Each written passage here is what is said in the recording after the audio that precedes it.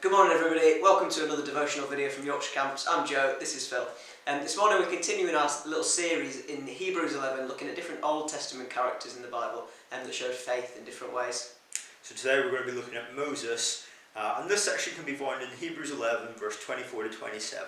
So if you please pause now and either click the link in the description or open up your own Bible and follow along with us. So the first way that we see that Moses showed faith is down in verses 24 and 25, where we read that Moses could have indulged in all kind of sinful pleasures as part of the royal family. You know, in that position he could have done pretty much whatever he wanted and nobody would have batted an eyelid, but instead he chose to associate with God's people and undergo hardship because he had faith that those sinful pleasures, although they might bring him some enjoyment for a short time, they wouldn't last. So in verse 26 we see that Moses, in choosing to go with the hardships of the Israelites, he gave up all of the Egyptian wealth that would have been offered to him as part of the royal family.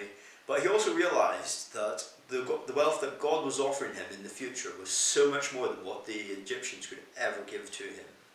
And in verse 27 we see that Moses was able to leave Egypt because of his faith. Even though the king was angry, Moses was able to persevere because he has his eyes fixed on God. Even though God's invisible, by faith he was able to know that God's approval was more important than the king's approval. So how does this apply to us? Well, firstly we see that the pleasures of sin are only short-lived, and that the pleasure of spending time with God and being his friend for eternity is so much better. Then we see that material wealth is only temporary, so we should focus on the eternal treasures that God offers us when we get to heaven. Finally, we also see that people's approval isn't important, but that instead we should focus on God's approval instead of theirs. Let's just pray to finish this devotion.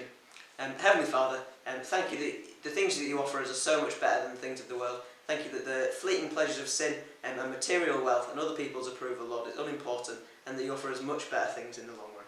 Amen. Alright, well thank you very much for listening, and tune in again tomorrow. Goodbye.